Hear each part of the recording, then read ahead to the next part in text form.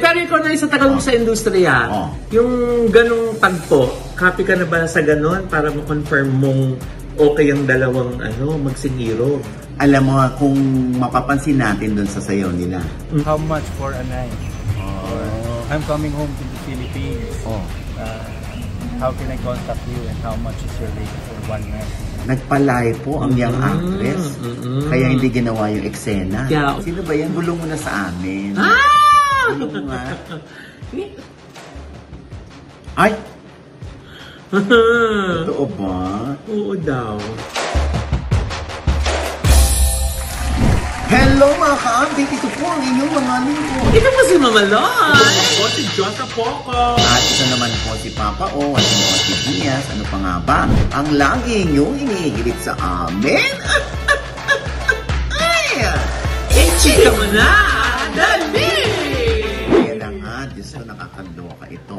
Oo. Ayan, siyempre, hindi pa rin tayo matapos na sa issue. Huh? Oo, ng mga hiwalayan na hindi naman daw totoo, ganyan. Okay. So, may mga patotoo nga.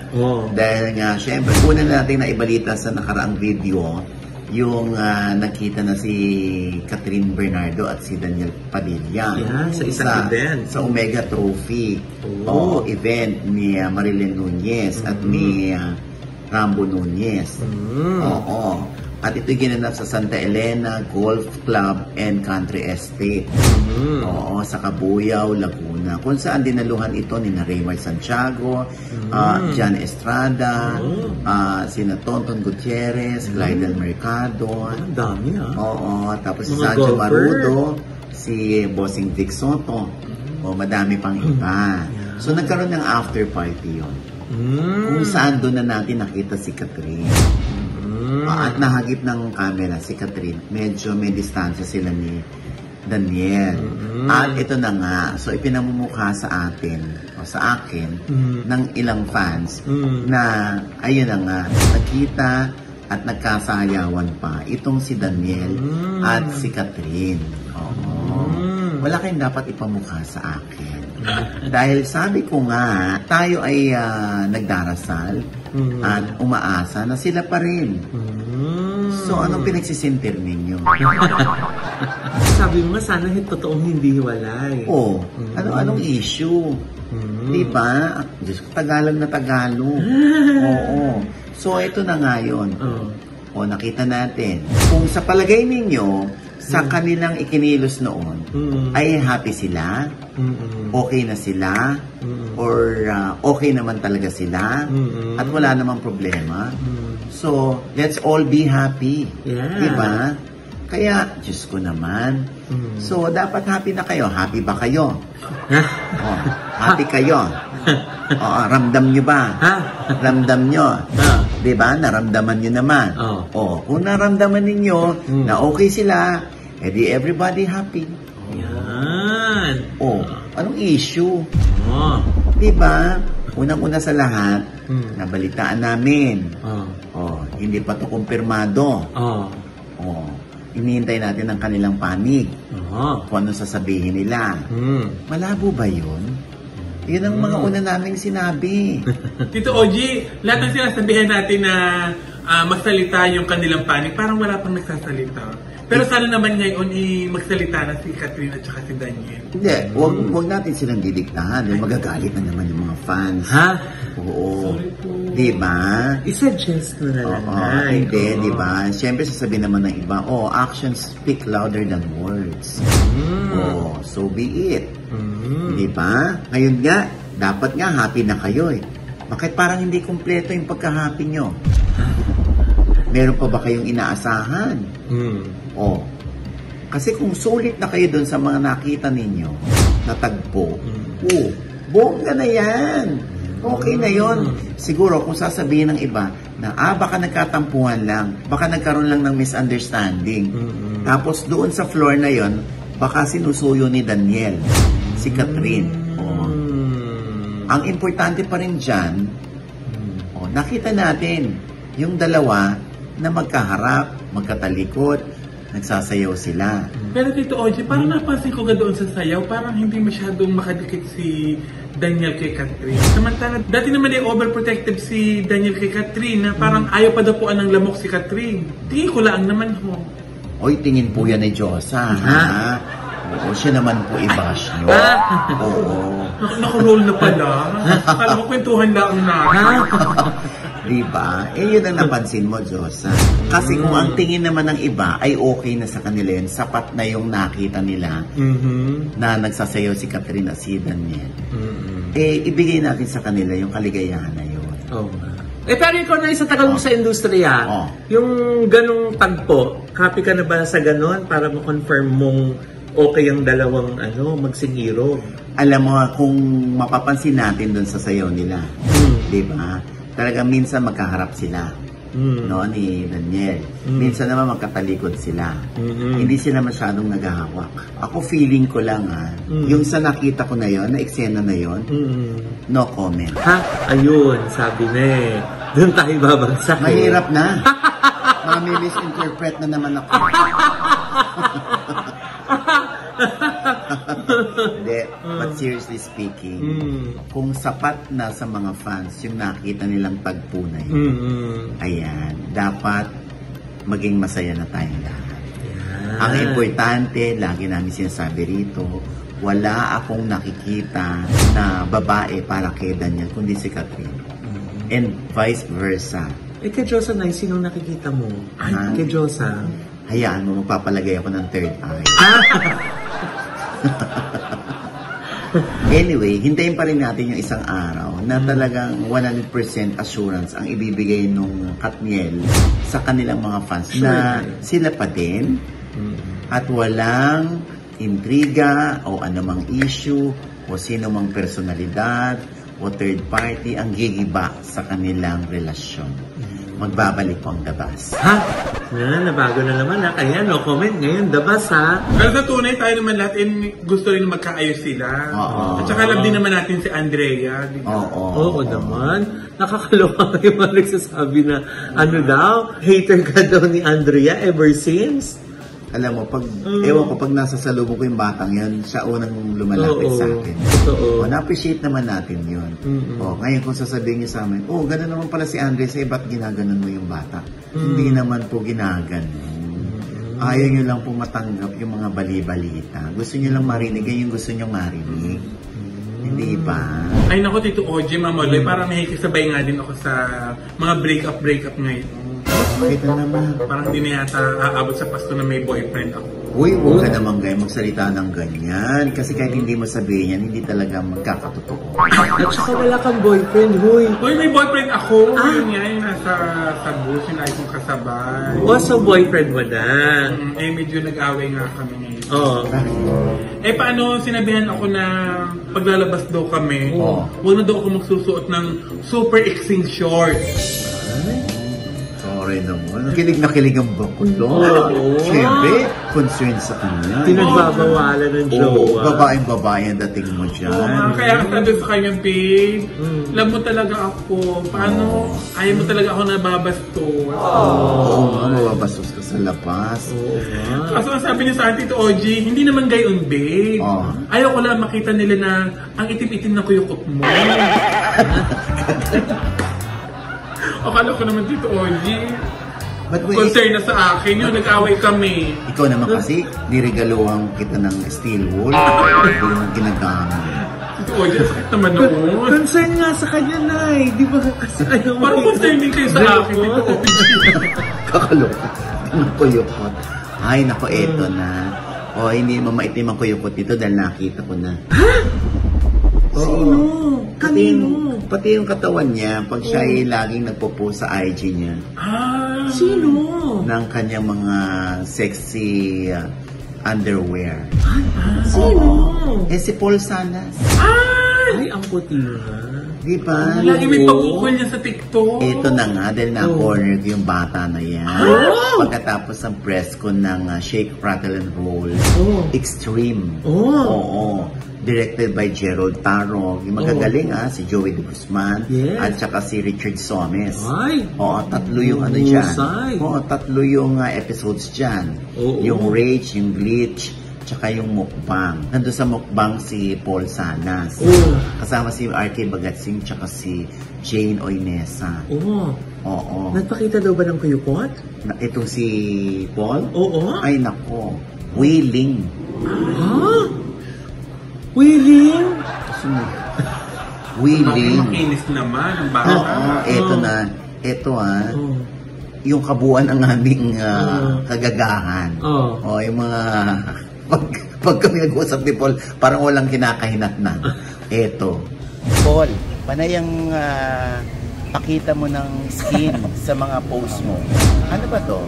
Paumpisa na ba to na ikaw ay tatanggap ng mga sexy roles? Marami na nga nakakataraw sa akin yan. Sabi ko nga, why not? Para may growth naman din sa akin. Kailangan magpa-sexy. Yan ba ang tinatawag mong growth? Hindi po, basta magandang story about sa mature roles kasi wala pa akong natatry na roles na may natatry ako na roles, subad lang, top lang. Pero yung sa bottom, wala pa. So, syempre tayo mga actor, diba, naghahanap tayo ng challenge. So, kung meron man at magandang story, why not? So, how far can you go? Bat exposure, pubic hair exposure, ano? Lahat? Why not? Lahat? Pati ari? Pwede? Kung mapag-aanohan natin, kung mapag-uusapan natin, kung maganda talaga yung story, kung maganda talaga yung... Oh my God. Open naman ako sa ganyan, game naman ako. Kasi gusto ko naman mapapakita din na, di ba, yung tapang na gano'n, yung tapang. As a character actor, syempre gusto ko rin mag-build at makilala ako ng mga tao. As a character actor, hindi lang yung kung ano yung ganito. So, dapat yung para gawin mo yun, dapat talaga, artistic. Yes. Artistically done, gano'n. Yes. So, hindi naman yung tipong mga 3-some, 4-some. 5-some. Yung orgy, ganyan. Hindi naman. Walang gano'n. Pwede ko, maganda sa story, why not? Oh my God. Diba, Max? Ito na po. Ayok ka. Ayan. So, tatanggap na si Paul finally ng mga sexy roles basta artistic. Artistic at magandang story. Oo. So, malinaw yan, Paul, na kahit buong katawan mo ipapakita mo. Pwede. Oh my God. Hindi ako nag-know. Oo. So, may ipapakita ba si Paul? Siyempre, alam ka naman wala. Bakit ako? Kung wala, mag-know na ako. Ayun na, abangan na ng mga baklaya. Alam mo, yung pinag-usapan namin parang walang kahinatnan. Isa pa dyan sa pinag-usapan namin, yung mga indecent proposal. Oo, dahil ang dami-dami yung mga pinopost na mga sexy photos niya. Minsan wet look pa talaga. Yes. Oo. At syempre, abay dumadami raw talaga ang indecent proposal sa kanya. Ngayon ba marami pa rin nag-DDM, PPM sa'yo, may message sa'yo, tapos inaalokan nila? Yung iba kasi parang nantitrip na lang feeling ko mamaugsa. Yung sa mga message request sa Instagram, syempre hindi mo na makita yung profile. So feeling ko nagtitrip na lang yung iba na how much for a night? Or I'm coming home to the Philippines. How can I contact you and how much is your rate for one night? Totoo. Feeling mo nagtitrip lang. Gusto mo ba totoo? Hindi. Kung totoo man yun na nagtitrip, kung nakikita ko man yun, hayaan mo na. Gaano kataas yung pinakamataas sa offer? May 500k, 1M. 1M pa lang. May 1M. Diba? Hindi naman ganun worth ko. Siguro 10M ako naman. Yan. Sino may 10 million dyan?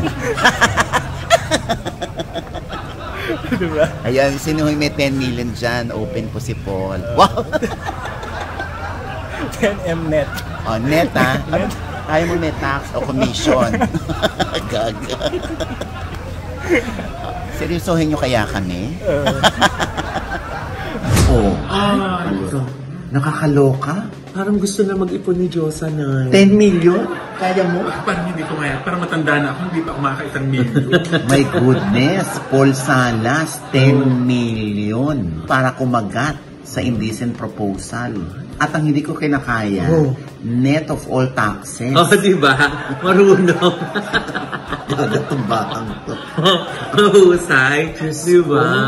Ano ba yan, Paul? Paano na kung merong kumagat? Ayun na, ay bong. Oh. Eh, papatulan yan. True 10 million True naman. kaya? 10 million naman eh. Eh, di ba? Diyos ko, kung pasosyolsikin mo lang yan sa dingding. Ha? Wala naman lalabas na piso dyan. Kaya, Diba? Ay, pero ano lang yun mga, syempre, alam naman natin yung ibig sabihin ni Paul doon na hindi siya papatol or walang kakagat. Yun nga lang ang tanong, paano kung may kumagat? Oo, minsan yung mga ganyan parang presyong ayaw, magugulat ka. Oo. Meron palang willing and able. Correct. Oo. Naku, Paul ha. Abangan natin. Oo. Oy, nako, baka may maka-misinterpret dyan. Kay Paul ha. Nako. Opinion nyo ho yan, pero feeling ko biruan lang namin yun ni Paul. Oo, ganun talaga kami mag-ina pag nakikita. Wala talagang kinahihinatan yung mga pag-uusap namin. Tsaka wala kang mali siya kay Paul di ba? Wala. Wala kang mali siya kay Paul? Wala. Hindi mo naman type si Paul. Hindi. Mamatay. Ayun. Ano na lang yung tiko, di kailangan ka pa namin. Teka lang, Nay. Bigitain mo yan. Pero dito, Oji, yung sa kaibigan kong lalaki, yung street na lalaki, ha? Ano street? Nasa kalye. Hindi, straight. Straight. Straight na lalaki, may nag-offer din sa kanya. Hindi nga lang ako 10 million. Ano? 10,000. Ay?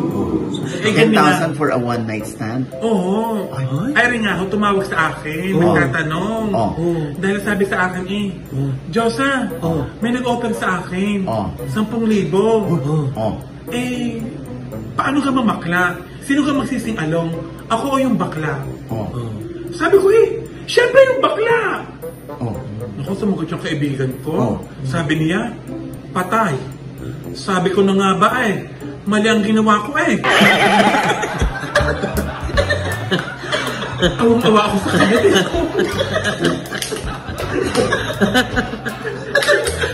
Ikaw na, masabi ko na masakit. Ikaw mo na nagtatanong. Tapos na palang gawin. Malinaw. So siya ang gumamit ng mikropono? Oo, siya ang gumamit. Siya ang gumamit yung ganyan. Kaibigan. Ano nang balita sa kanya ngayon? Ayun nakasanayan na niya. Ay, nako. Ay, eto naman ay nakakaloka yung source ko. Bakit? Ay, may chinika. Ano? Kinuwento niya na meron daw isang young actress. Kilalang-kilala ba yan? Ay, sikat?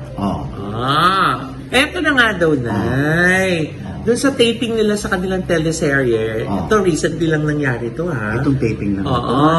So, merong eksena doon. Na kailangan niya makipagsabunutan, sapak, away yung eksena. With her co-actress. Ayun ang kuko ng eksena? Oo. So, nung nalaman doon niyang actress, nag-beg off. Ay, bakit? Humingi ng double. Humingi ng double? Oo. So, pinagbigyan? Oo. May double? Oo. Bakit yung double? Hindi naman yung stand. Hindi naman yung tipong nakaharness o tatalo ng building. Oo nga. Kasi nga daw na hindi pa niya kaya. Ha? Away.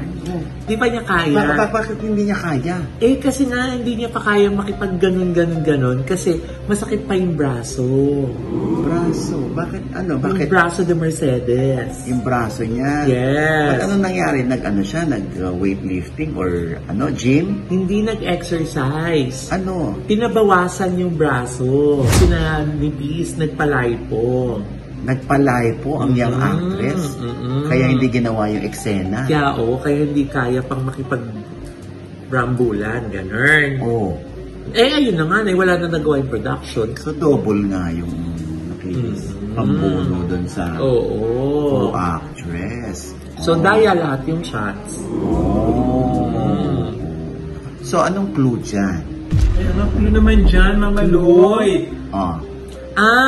Dahil nga daw dun sa kanyang pagpapalay po ng braso, bukod dun sa hindi niya nagawa yung eksena, hindi rin siya naka-attend dun sa isang importanteng event ng network nila. Anong event yun? Anong event. Sasabihin mo ba event? Ha? Yee! Baka hanapin nila. Hanapin ang nawawala. Find the missing person. O so, sino na yan? Saan nagsisimula ang mga letra ng pangalan? Sa capital letter. Bukod doon. Followed by a small letter.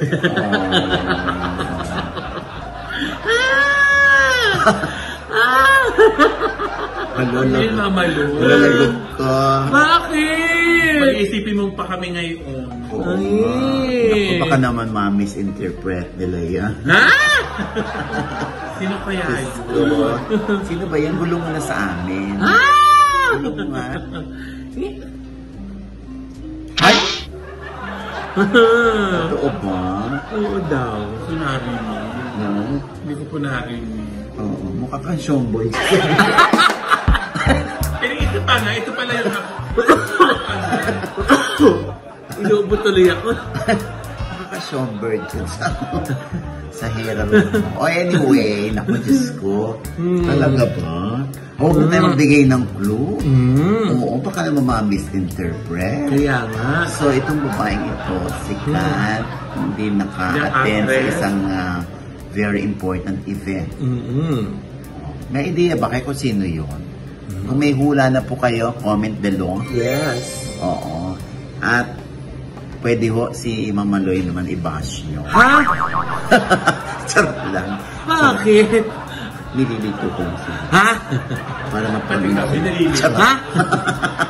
O anyway, and with that, mga kaibigan, ito po ang inyong mga link. Ito po si Mama Loy. Sa lahat po na nanonood sa amin na hindi pa po namin subscriber. Sana po mag-subscribe na po kayo. At syempre pa, ang kanya-kanya naming channel. Yes, sana manood at mag-subscribe din po kayo sa channel ko. That's Mama Loy.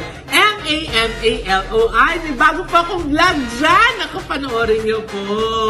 Masaya yan. At syempre, nais ko po magpasalamat kay Dr. Hayapaki sa Victoria Skin for my skincare. Diyan po yan sa Victoria Tower sa may EDSA, malapit sa Jimmy. And para sa gorgeous naming mga ngiti, Dr. JC Solis or Jesus Conscious Solis of Gorgeous Smile Dental Clinic. Ang kanila pong FBI, JCS Gorgeous Smile. Yan po yan sa tapat ng Christ the King Church sa E. Rodriguez. At syempre, ang dami nang papabahitid dyan. Ano? Yes. Oo, yes, Josa. Yes, salamat din po kay Dr. JC Solis. Kaya sabi lang nila. Dahil ito nga po, ang dami nagsasabi sa akin. Bakit daw ang ganda ng aking ngipin. Wow. Siyempre talagang gorgeous smile. Salamat po sa Ideal Vision at sa Headway Vera Salon. Sa aming hair. At for more of my good vibes sa video, follow nyo na po ako sa lahat po ng aking social media account. At syempre pa, ang aking pong panayam naman kay Kyla Estrada. Ang anak ni Janice at Jan Estrada. Ang tunay na anak ni Janice. Tunay na anak ni Janice. Ang galing-galing kumanap. Diba? Boses. Oo, eto po. Maawa? Ako maaawa? Bakit naawa ba yung anak niyo sa akin nung paulit-ulit niya ako niloloko? Kung merong dapat isusi, ipadlock at itali ng barbed wire, yan ay yung panty mo! Ang anak ni Janice de Belen at ni Jan Estrada. Siyempre, pride nila yan. Si Kyla. Hindi siguro ganon. Nagulat siya kasi hindi niya alam kung bakit ako nag-trending. Sabi niya, para saan ba to? Pero ayaw mo muna silang makatrabaho ngayon. All I can say is that I chose to do this on my own. Yung iba, sinasabi, kaya mabilis ka nakapasok kasi parehong parents mo artista. Well, hindi ko naman din dinideny that.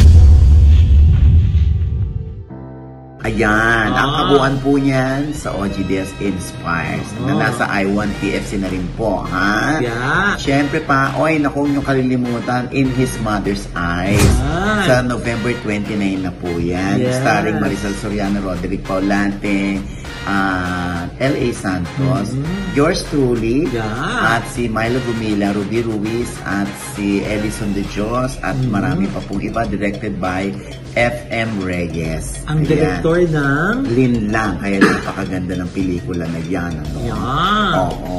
At syempre, ang ating pong pasasalamat sa Premier Drip at Celeb Skin for my skincare. Oo. At syempre pa, The Ohana Boracay Beach Resort naman dyan sa Station 3 ng Boracay. Kung gusto niyo po mag-Boracay, naku, ayan po. Diyan kayo sa ohana.com pumunta. At syempre, binabati ko rin ang ninang ni Erin. Oo, ang aking kumare na nasa New York. Oo, ang may-ari ng White House Cares. Wow!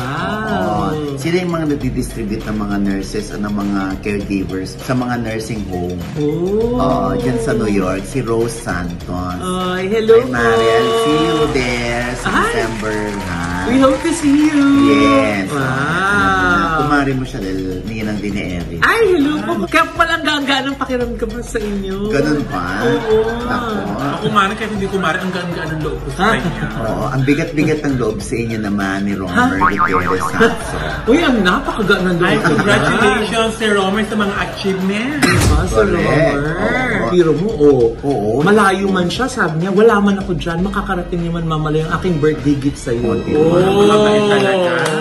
Diba? I love you, Sir Romer. At syempre pa, sa December 8 naman ay guest ako ni Marisa Sanchez together with Jeffrey Hidalgo, Dingdong Abansado, J.M. De Guzman, Wilbert Ross sa kanyang birthday concert. Si Marisa Sanchez po yan sa Samsung Hall. Yeah. Ayan. Bili naman kayo ng ticket. Oh, Guest yun. naman ako. Diba? Mahusay Makita si niyo Marisa nanay. in fairness. Napakagaling. Oo. ha? Super. Ayan. Yan po sa December 8. Okay? Yeah. At bago tayo mas batiin natin yung isa nating suki na mahal tayo at naniniwala sa atin. Si Miss Marlene Barya. Hello po. Thank you for always watching and supporting Ojo Diaz Showbiz Update. Happy birthday po. Mabuhay po kayo. Happy birthday po at maraming salamat sa lahat po ng naniniwala sa amin. Sa lahat po ng hindi bumibitaw sa amin. Maraming salamat thank you po. po. Opo, kayo po yung regalo sa aming 3rd anniversary. Yes! Na tayo! At ito po ulit yung lingkod, Papa Osin Oji Diaz na lagi nagsasabi at nagpapaalala sa inyo na tuwing gigising po tayo tuwing umaga. Huwag po tayong makakalimot ha. Na magpasalamat sa Panginoon. Dahil tayo kanyang ginising, ibig sabihin, may inisyon pa rin po tayo sa buhay. Sabay sabing, Every gising is a blessing! ano pa nga ba ang lagi niyong inihirit sa amin? Chikam na! Dali! Kumamalo kayo nang pa iniisip yung nagpalay po. Oo, ano naman? Kaya tuloy na alaala ko yung aking lola. Oh, nagpasama sa akin sa isang doktor. Oh. Gusto din magpalay po. Kasi gustong bumata. Nung tinanong na ang presyo ng doktor, ang mahal. Kaya sabi ng aking lola, wala daw bang mas mura na pampabata? Ayun. Kaya ang ginawa ng doktor, binigyan nila ng chupon. Ayan po, murang-mura. Huwag gamitin mo yan, batang-bata ka dyan.